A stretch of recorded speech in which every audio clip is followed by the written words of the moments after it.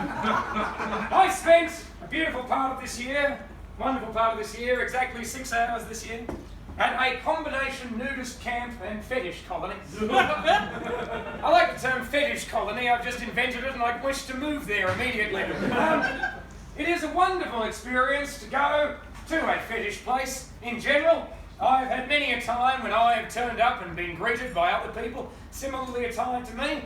The nicest part about going to a fetish night is leaving your house and walking through the people who aren't going to the fetish night. There is a street gang that hangs out at the bottom of my stairs. They used to. And then I, in my persona as the French maid who's going to fuck your mouth, went downstairs. I have never learned so much about performative masculinity as I did when I found myself wearing a beautiful latex miniskirt, seeing a bunch of other men and immediately fronting in the miniskirt, walking back, "Hello, boys." They were seen to move in the direction of away, except for one who came with us. Now, to go out to a nudist camp as a fetishist is wonderful. It is an entirely liberating experience. I show up immediately in clothing. I am greeted with the following. You'll need to get rid of that. I agree. I begin to remove the clothes. Now, for a second, I feel I will not enjoy myself. This is because I'm removing my clothes in a corridor.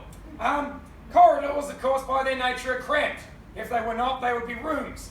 However, I'm there in the corridor when I become aware of a wire-like thing pressed into me. I become aware that an elderly gentleman, grey in all departments, is attempting to move past me. I look down at my wrist and realise it has been scoured smooth by his pubic hair. But this is fine. I remove my clothing. I then walk outside. All is wonderful. An older man guides me. He says the following: "Now, it's an open camp and you can do what you want. But if you go into the forest, there are men there with towels." Now,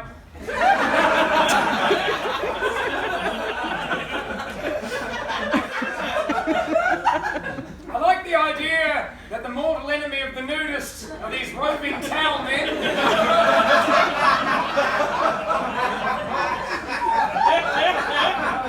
Who at any time could descend with a swift flick or perhaps the covering. Now, he continued, "These men, for it was indeed a fetish event and a nudist camp, these men will be masturbating, but if you don't want them to, just tell them no." And this to me seemed naive at best. And yet, may I say, to my extreme joy, as I and the beautiful woman that I was with decided that we had had enough of frolicking on the tennis court, had had enough of going to the spa that we looked at the surface of and had no desire to explore. We decided that we would brave, in shall we say a Skyrim-esque fashion, the forest, with no gear or loot upon us, and barely an iron knife in sight. Now, there we go, that was a reference for Tom. Now, yes, and you, nice to see you both here, not nude like before. Now, I forget where this is going, the point is I was naked. Oh, the forest, fuck, thanks mate! That was the crucial thing that was missing. I like anyone who can go, in this story about the nudist camp, are you aware you're at the nudist camp? Thank you, yes. In fact, just for that, he was a poem. I thought I saw upon the stair a little man who wasn't there. He wasn't there. There is no stair. Jesus Christ, dementia. Now. Fuck it, we'll finish this another time. Oh, and that's how you get an encore, son. Now.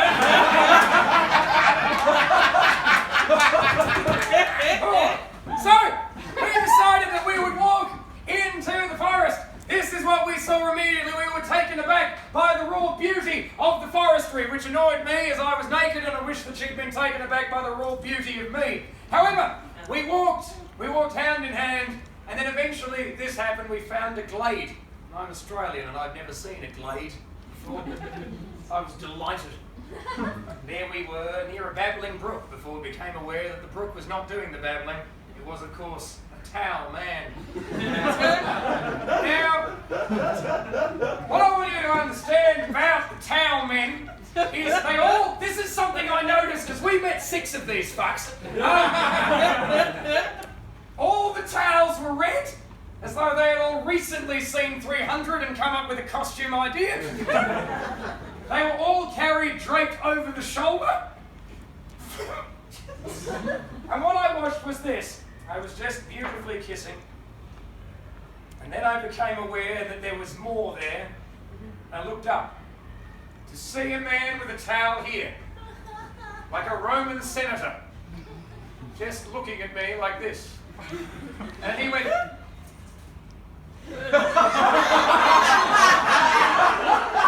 I went...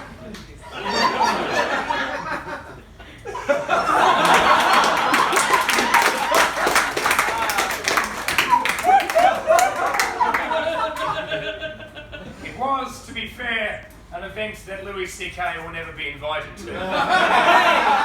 You've been divine, good night!